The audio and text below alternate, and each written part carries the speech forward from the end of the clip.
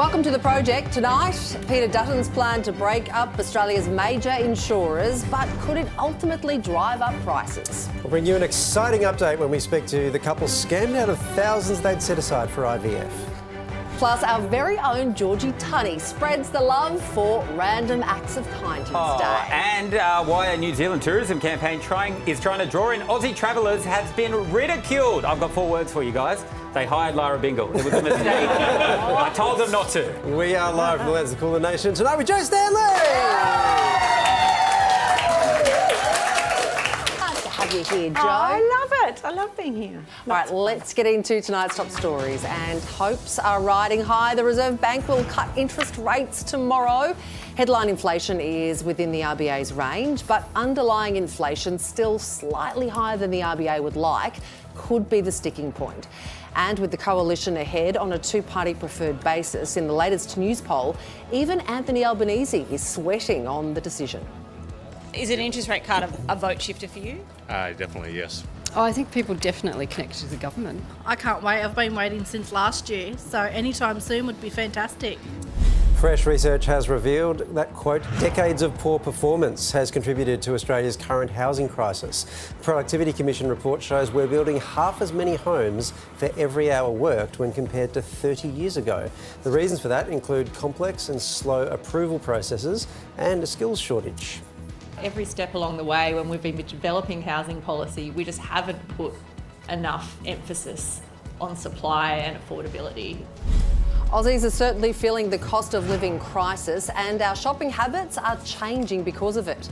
A survey of Coles customers found a third are buying less meat, almost 60% are buying more specials, and almost half are switching to cheaper brands. Almost 70% of customers say they've also cut back on eating out. Ooh. Now, asking the general public about higher grocery prices, guys, let me tell you, it really shows people's priorities. What are some of the things that you've maybe noticed that are most frustrating just with going for a daily shop or a weekly shop? Have you seen the price of eggs lately? Have you noticed you're cutting back buying meat as well? Yeah. Why is that? Well, it's very expensive now. What's the most expensive thing that you buy that you've noticed? It's gone up ridiculously in price. Vodka. To be honest. This guy gets it. Here's some advice. Buy a bag of unwashed potatoes. Make your own vodka, brother. Taunton economics. Unwashed. Is that the way to do it? That's how you get the good stuff. I didn't know that. Right there. It's in my glass. Oh, there's so much I can learn from you. There really is. Yeah, come over. Families all over the world are having to deal with kids picking up Aussie words from watching Bluey. Like this American dad who was confused when his daughter kept asking if she could go on holiday. I want to go on a holiday. What is a holiday? You go to have some fun. We don't go on holiday. We go on vacation. Why? Because that's what you say in America. Okay? Yeah. Unimpressed, she preferred the Aussie term for vacation. He laid down the law. No more Bluey. No more Bluey. No. She's got to have that sweet country accent. I can't have her go to people's house and be like, we just got back from holiday. What? It's about time they got a bit of their own medicine, right? Absolutely. My daughter she says trash instead of rubbish. Yes. I feel ill. I know. And I need to vomit in the trash hearing that. Soda. I think that's not enough, right? Holiday isn't enough. We need to go and talk to the writers of Bluey and lean in hard, right? Yeah. We should not rest until Bluey is saying, how's it hanging? Yes. Yeah, and let's start dropping the G's. Yeah, that little kid should have fired back, rack off, Mole. That would have been a good one. That's good in Australian. That's when we know we've infiltrated those Americans. Or just like universal healthcare and just see if they can understand. That'll blow their minds. What are your views when it comes to Americanisms? Oh, so many things. But the one that it's very subtle, but it really gets me, is how a whole generation of kids now are saying it's not that big of a deal.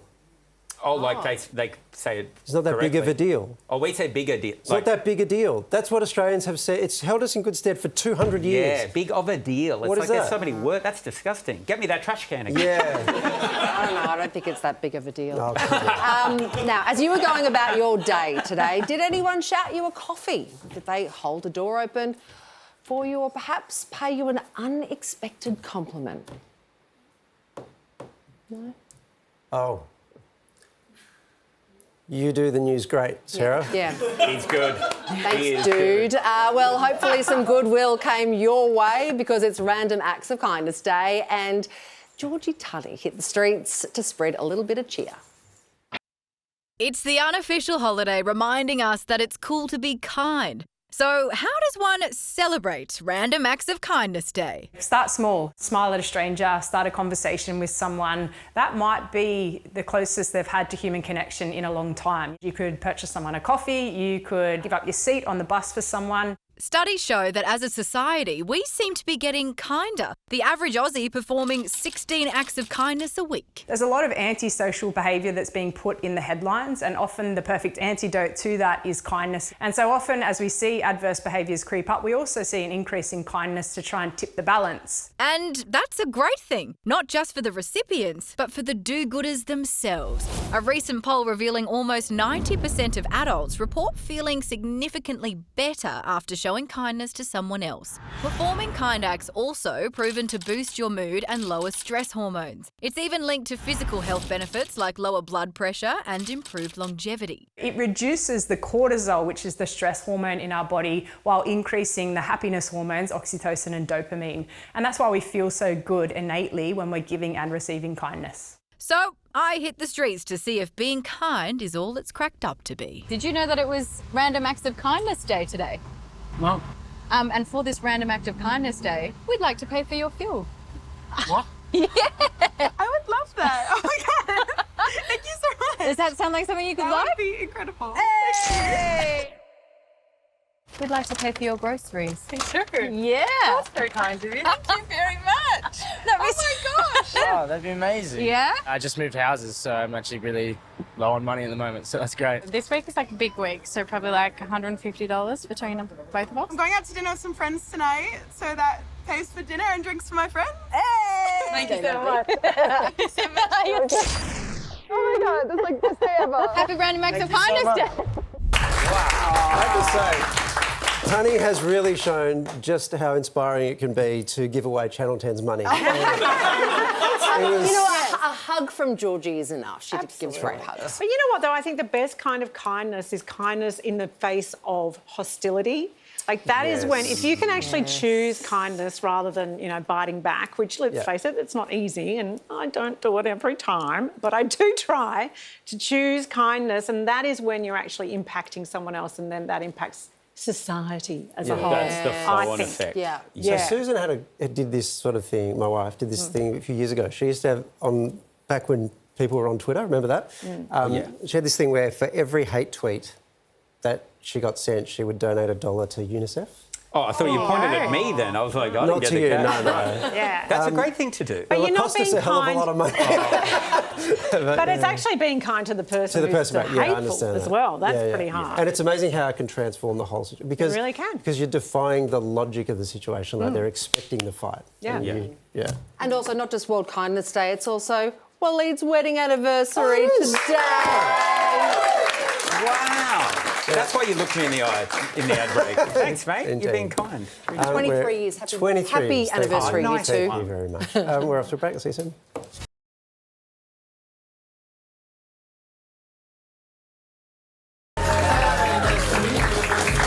Welcome back, Ocean Project. New Zealand's latest tourism campaign to encourage Aussies to cross the ditch hasn't landed too well with Kiwis. The radio and social media campaign cost $500,000 and features the tagline, "Everyone must go." But some say it sounds like a clearance sale. Others felt it was tone deaf given recent public service layoffs. Saturday Night Live has marked its 50th anniversary with an alumni-filled special. Eddie Murphy and Will Ferrell were among those to join in the fun. Ryan Reynolds, Jack Nicholson and Meryl Streep among the celebs who had cameos. Hey. And Steve Martin thanked the show's writers during the famous opening monologue. Let's please have the great writers from the past 50 years stand up and take a bow.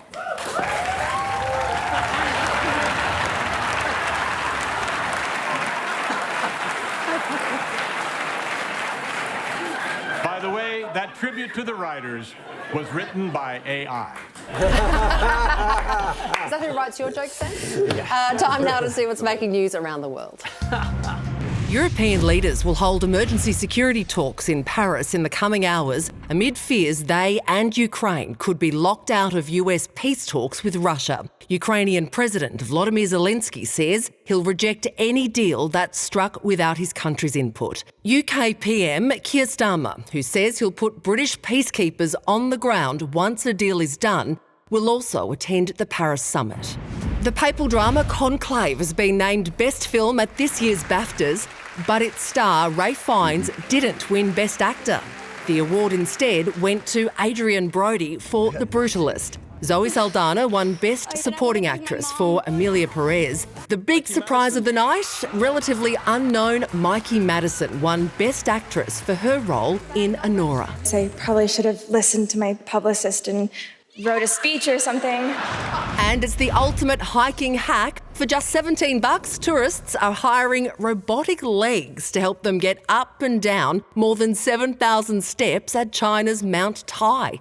Users say the exoskeleton feels like someone is pulling them uphill, although it's a little inconvenient when nature calls.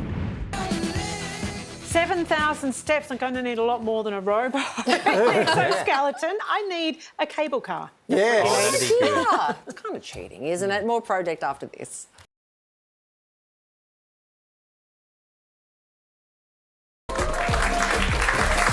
This is the project. Welcome back. Guys, now Live Golf rocked Adelaide. We've got a taste of men's footy as well. And I did Saturday morning parkrun after 7 Friday night beers. What a weekend for elite athletes, am I right? There's plenty of more sports as well. It's time for... Good time as well. I did. Now, first to the NBA, where Mac McClung won his 3rd dunk contest with this very spectacular effort. Got to catch it first. Look at this. Boom. That's good. Over a car. A white guy as well. Unbelievable. Look at this. Wow. That's great. Bang. Incredible stuff. Unfortunately, he did get a $216 fine for parking illegally. What are you going to do? Toronto young gun, the incredibly named, this is real, Grady Dick, copped an injury against the Rockets. But look, there's got to be a better way to say this. 12 made shots, just 37 points. And now the Raptors training staff will attend to Grady Dick, who got hurt on that last transition opportunity. Yeah, so I got Dick in the face, Craig. Now, my boss said I'm not allowed to make a joke about that. Sarah, the floor is yours. Is he all right? It depends how big. Anyway, it doesn't matter. His dick is Grady? Yeah, it's hundreds and thousands of Philly fans turned up in Philadelphia for the Eagles Super Bowl victory parade, where Landon Dickerson, that is his name as well. There's a real theme tonight. Wow. He made live TV a very risky prospect. After 22 feeling that loss, I didn't ever want to feel that shit again. Ooh. Sorry about that, Landon Dickerson talking about the loss. It's live TV. The emotion is there. Back to Landon. I just got one last thing to say. Oh, no. Go! We cut that one off, but if you heard any of that, we apologize. Look, that's what happens when you hire Sarah Harris as your speechwriter. What do you expect? Now let's get over the Dutch to Auckland for the Super Rugby, where it wasn't just the players showing the grit and desperation you need to be a winner. Go side! Look, go, son. You've got it, mate. Believe. Go! He did it! Yes, jump! Wow. Look at him go! Oh, he's taking the tumble. Get up, get up.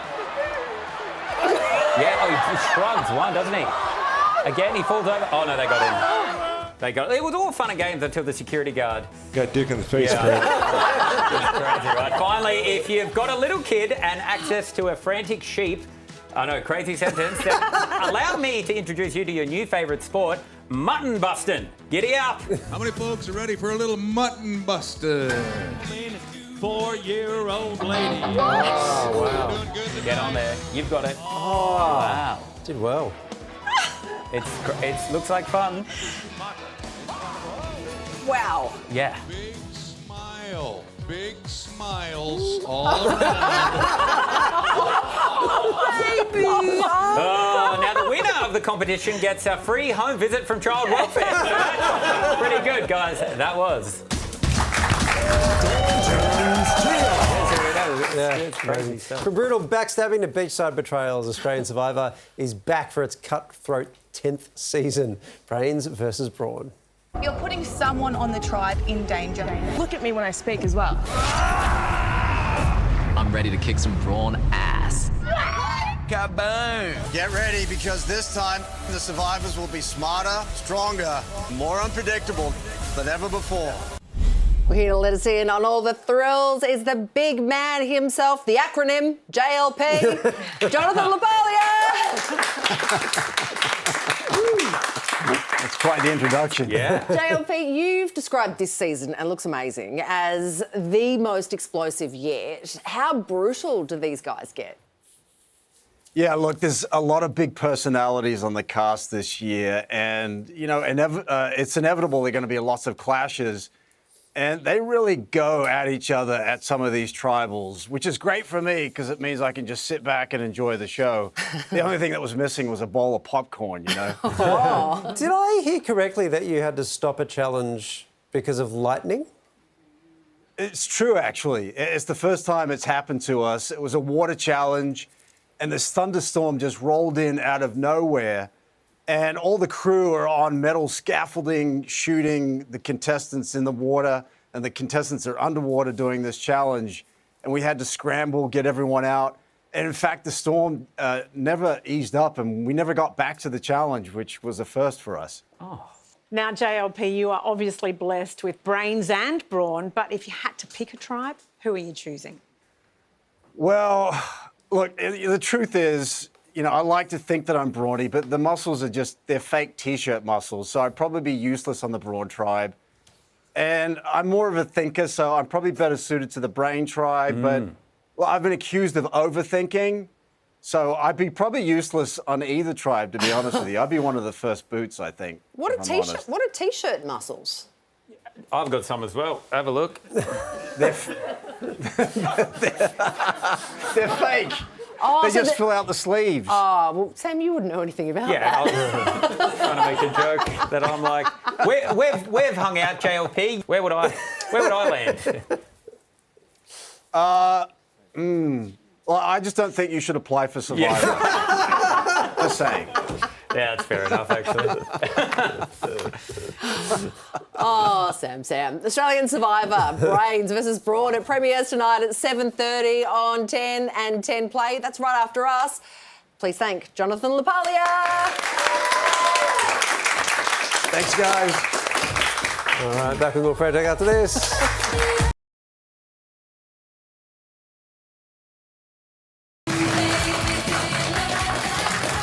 Welcome to the project. Let's get some more news now, and it sounds like there's more pain ahead for Sydney commuters, with New South Wales Premier Chris Minns vowing not to bow to rail union demands.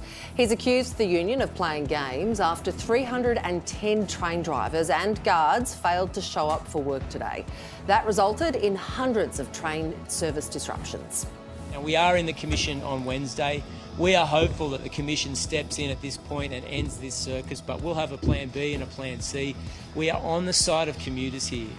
Now, you could really see the effects of the early start on some people.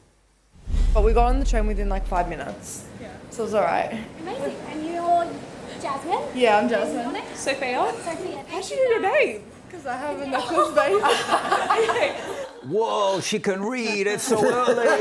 I like these young fellas. This is good stuff. I think the train chorus chaos is going to break them. It is what it is. Yeah, I was going to say, how annoying is it? It's obviously happened on Friday, might happen again today. The one on Friday? Yeah, one on Friday. Friday is like really, like I can't handle it really. It sounds like Thursday is cheap vodka Red Bull night at the uni bar. Cyclone Zelia hit WA last week, but Australia's next tropical cyclone has been given a name change. So it was set to be called Anthony, because A after Z. But given that the Prime Minister's name, forecasters decided an alternative was a good idea. So in keeping with the tradition of going alphabetically and alternating male and female names, the next cyclone will now be called Alfred. Alfred? Yeah. Well, Donald Trump has attended the Super Bowl, and today he was at the Daytona 500, so the NRL is jumping on the bandwagon. ARL Commissioner Peter V'landys has personally invited the US President to come to the NRL's opening round in Las Vegas next month. Good morning, Mr. President.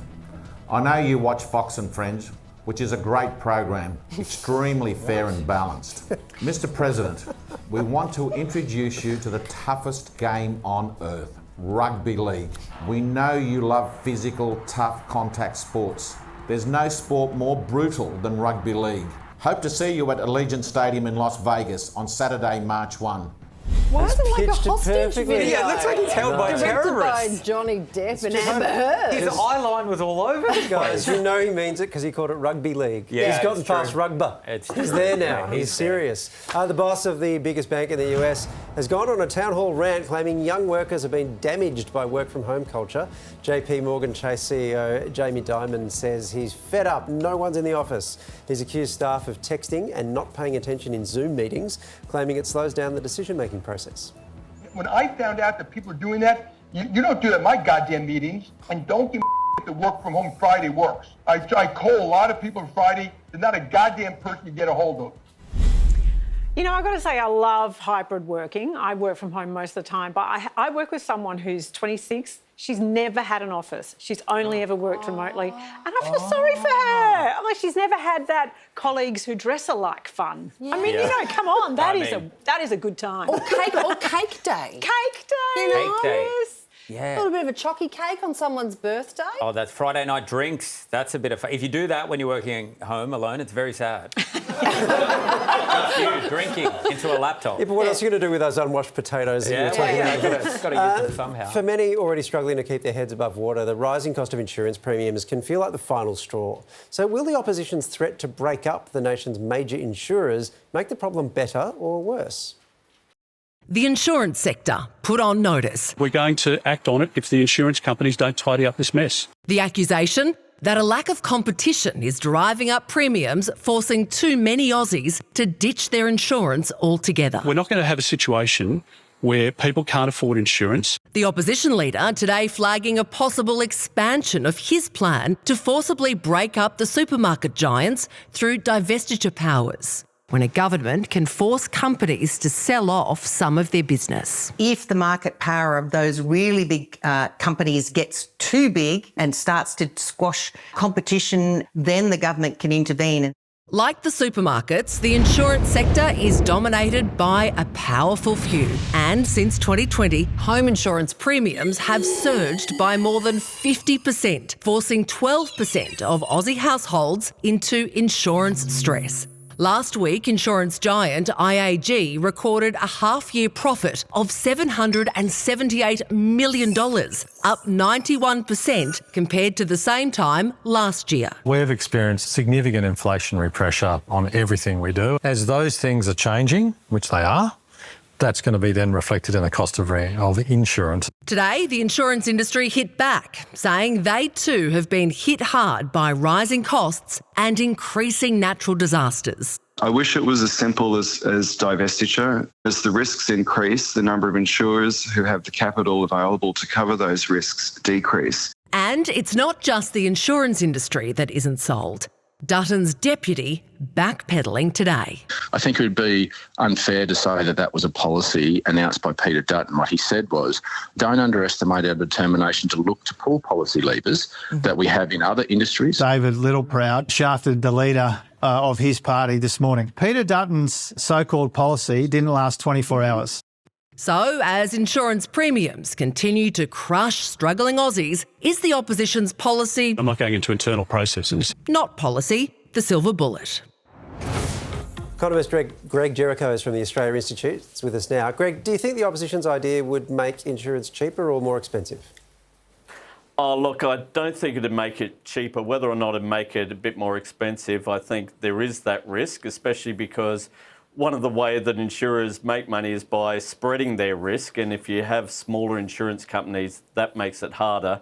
I think the real problem with this is it's a bit of a disguise of what's the real problem that is causing our, especially home insurance premiums to rise, and that's climate change. Yeah, but they're not just covering costs, are they? I mean, IAG's profits were up 91%. I mean, they are making some money here. Yeah, I think that they're definitely making some money, but one of the issues with competition isn't so much the insurance companies that we're dealing with, it's who the insurance companies go to for their insurance, their reinsurance companies. And There are not many of those around the world, and they're seeing the impacts of climate change everywhere. And it's why, for example, even the fires in LA, that actually is going to have an impact on the costs of insurance for us in Australia, because insurance companies here in Australia are going to have to pay more for their insurance, and they're going to pass that cost off. Certainly they're making money, but I don't think splitting them up is actually going to help us all that much. So I understand the argument that climate change has an effect on insurance premiums, but the thing is we're seeing insurance just go up on everything, right? Like medical indemnities are exploding. The cost of car insurance goes up, even though the value of your car goes down every year. So, you know, it's a bit like supermarkets. There has been inflation. Like, that is true. It's underlying. But that doesn't mean there hasn't also been price gouging. And so, how confident would you be that that's not what's going on here? Oh, look, I think certainly insurance companies, like pretty much all companies, I think have very much contributed to inflation through raising prices more than they need to, and I think they're perhaps using the cover of climate change to perhaps even do it more so. So, yeah, but isn't that, though, exactly the opposition's point? Because if they're doing that, they can only really get away with that because there's a lack of competition. Oh, I think so, but also is splitting them up going to help in this instance? I think what the government could do is put some more regulatory measures on the ability to raise prices. We see that with private health insurance. But I think one of the underlying sort of hints that we know climate change is a real factor in this is the fact that, you know, people in northwest Western Australia and far north Queensland and the top of Northern Territory, they pay 60 to 100% more on their house insurance premiums than we do sort of down here in the south. There's a clear impact of climate change. I don't think divestiture powers in this instance are going to have much of an impact, but that doesn't mean governments can't actually get in and say, right, we're actually going to relegate you more because clearly you've been taking advantage of customers. All right, Greg, thank you very much for your time. No worries, Wally. Good to chat. Well, NRL great Thaiday has been crowned the king of the I'm a Celeb jungle. The former Broncos and Origin star made it look easy and barely broke a sweat. Yes! Give me a hug. Come on. Bring it in. Oh, yeah. This is my best angle, guys. It's a real rat. That was nice. I could hear the crunch. Yeah, that's what I liked about it. It had that beautiful crunchiness to it. It's Sam!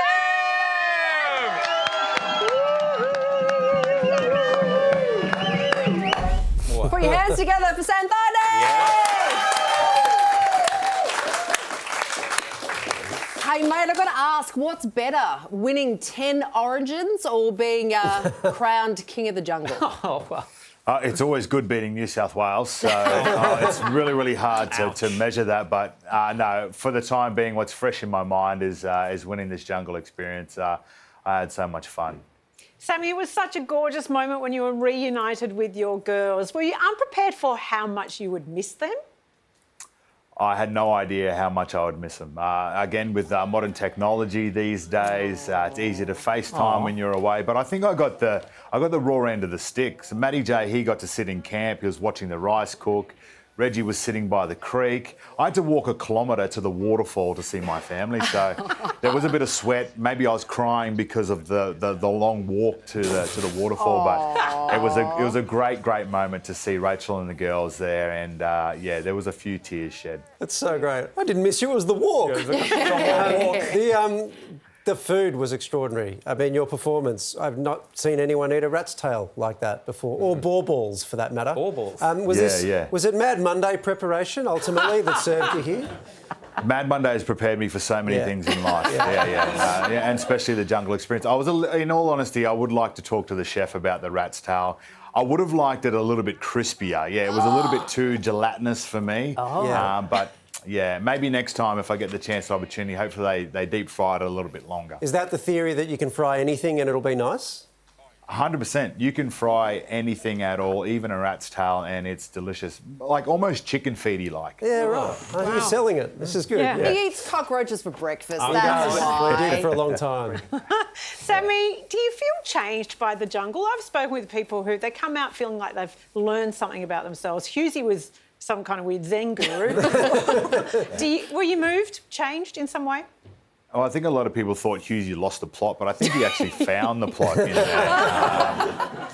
His medical leaving the jungle experience was actually better than his medical going into the jungle. So I don't know what happened with Hughesy, but I definitely have a newfound gratitude for the things in my life, even just the simple things in my life, like salt and pepper. I didn't realise how much they actually meant to me until I was in the jungle just cooking with not a lot at all. There's a real food theme. I know. It sounds like you just really like food. Yeah. Now, very, very quickly, we've got to let you go soon, but those leopard undies, we just saw them then. I'm the fashionista on the panel here. Come on, tell me there's a jungle fashion line coming out very soon. Don't you worry, I'll get you some jungle jocks sent your way. I'm doing some work with the team at Budgie Smugglers, and just watch this space and face and body, all of it. Oh, wow. Yeah, I think a fair few people were watching all of that team, so yes. Hey, congratulations, mate. It's such a popular winner. Thank you very much for joining us. Thank you very much for having me. Appreciate it. You are watching The Project. Back soon.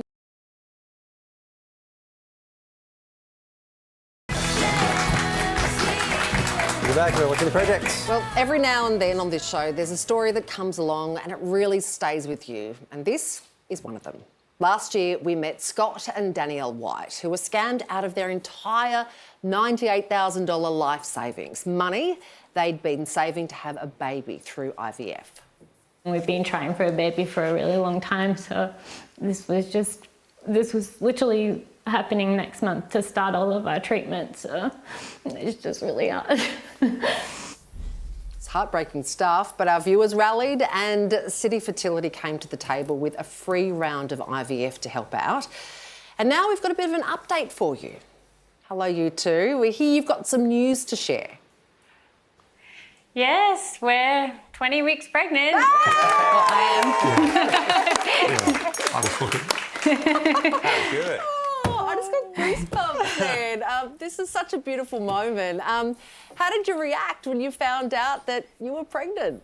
Oh, I mean, it's different with IVF because obviously you know from 2.5 weeks that you've had the transfer, but like having Dr. Simone from City Fertility actually call us, I think on one of her day off, and say that the blood test came back that we were pregnant was just surreal. We were so excited. Yeah, it was awesome. Yeah. And you had your 20-week scan this morning, so how is the baby doing? Yeah, it's doing quite well.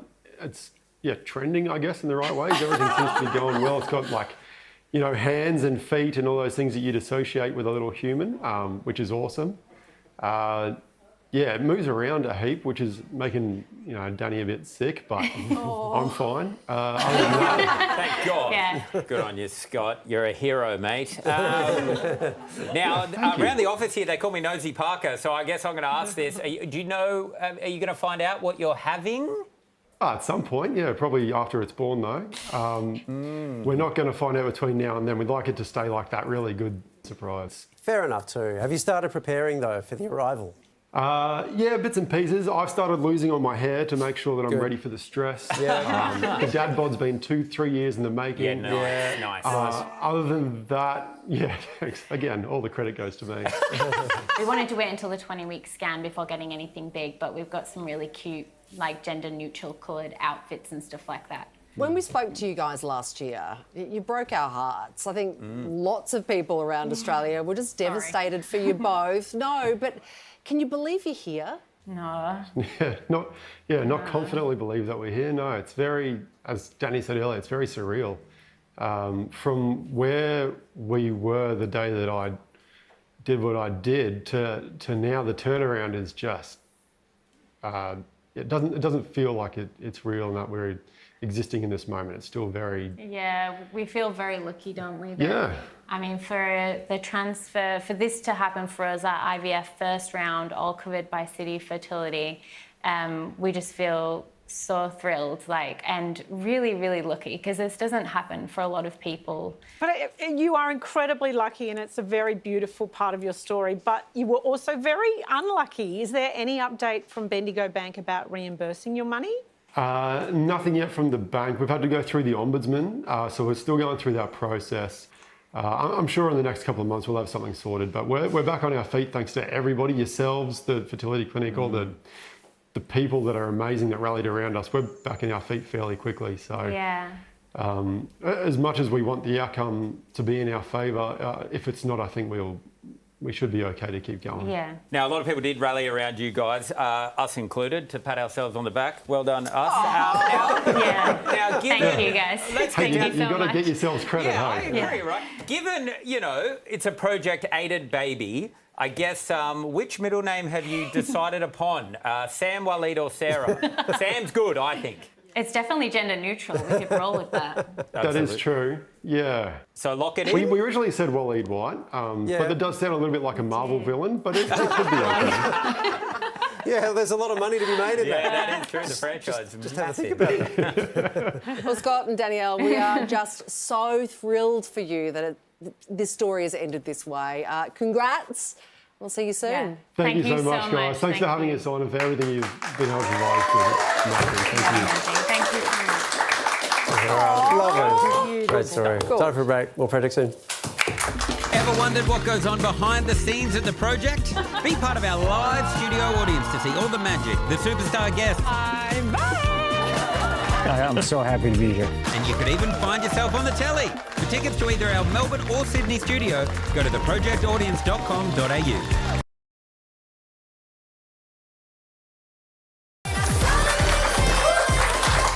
Welcome back. Tomorrow on the Project, we catch up with Dance Mum star turned pop bad girl Jojo Siwa. Cannot wait for that one. But first, our next guest is a certified Aussie rock legend. It was the golden era of Aussie rock, and the Cruel Sea were front and centre.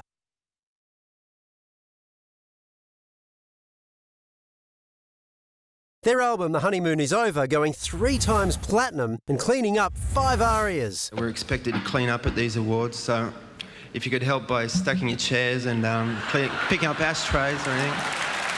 The hits kept coming before the Rockers decided to pursue other projects, occasionally returning to the stage to keep us entertained.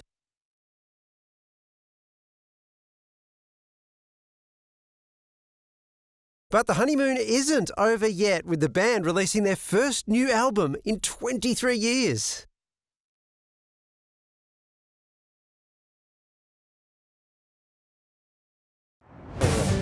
He's still as cool as ever. Would you please welcome the Cruel Sea frontman, Tex Perkins? Thank you.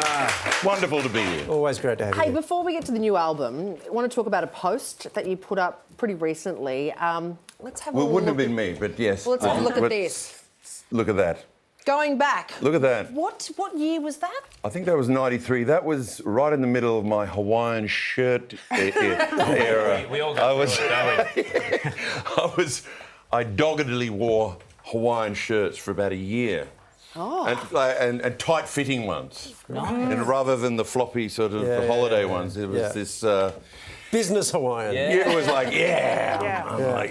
But it's the way you wear them. Tiny, like feminine kind of Hawaiian shirts. So rock and roll. Well, yeah, it was kind of my version of it. What would you want to tell that bloke on the front cover of that magazine? Yeah, go one size up. You'll be able to button the top part. Yeah. But no, it didn't seem to do me any harm. No, not at all.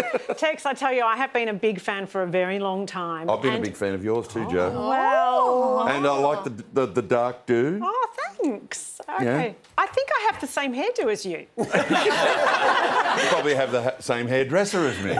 We probably Bruce? do. No, not Bruce. But do you know Hi, what? Bruce. I cannot believe, so neither of us are getting younger, right? Are you actually 60? I am. Like, how does it Recently feel turned 60. to be such a stayer in rock and roll? That's amazing. Yes, I sleep in a hyperbaric chamber. And I feed on the blood of virgins. Yes. And Where do you get did Chemist Warehouse sell them? I have to fly to Sweden. Right. To find any. Yeah. I don't know. But no, I keep out of the sun. I think that's secret. Yeah. I know it's very. The sun will age you. Yeah, right. I mean, you look like all of you look like you've just been brought out brand new out of the box. Out of the womb. That's You should see them for real, ladies and gentlemen. They are as magnificent in real life as especially they are when on we carry TV. this lighting and makeup around. It's a good way of getting it. Now, we've got to talk about this new album. First new... Well, yes. Yeah, 23 years, which this involves getting the band back together and all. Was it hard to get everyone together? Well, it took outside forces for us to even consider it because, see, when you're over 50 and you're still in the industry, everything is an anniversary. It's all about, wow, we're still alive, and that was all so long ago. So, the industry kind of celebrates milestones like 20 years, 30 years, 40 years. Recently, Cold Chisel, 50 years. So we got back. The record company re-released "The Honeymoon Is Over," first time on vinyl. That was significant. So there was an expectation to tour it, and there was a few hurdles to get over. We hadn't played in 10 years. One of our members had passed away. And we didn't even know where Danny Rumour lived. What do you mean?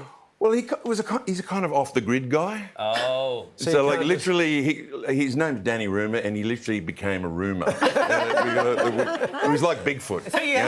There were reports. There were unverified reports of Danny. But you had to find him. But the record company kind of, set up a signal. Well, they pushed our, they sort of forced our hand. They released the anniversary album, and then there was an expectation to tour, and so we got the wonderful Matt Walker to step in for our friend James, who had passed away, and then we just gathered in a rehearsal room and said, "Wow, is this going to work?" And I thought, well, if we can get through 5 songs, that'll be a good start. And then we just barreled through a dozen, and that's such a great. It was on.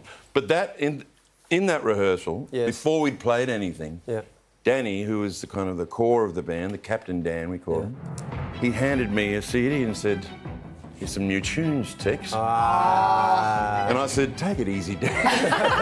Let's remember the old ones first." You can buy the new one, Crosssea's new album, Straight Into the Sun. It's out March 7. Go to the website for all the details on Tex's tour. Come back and play.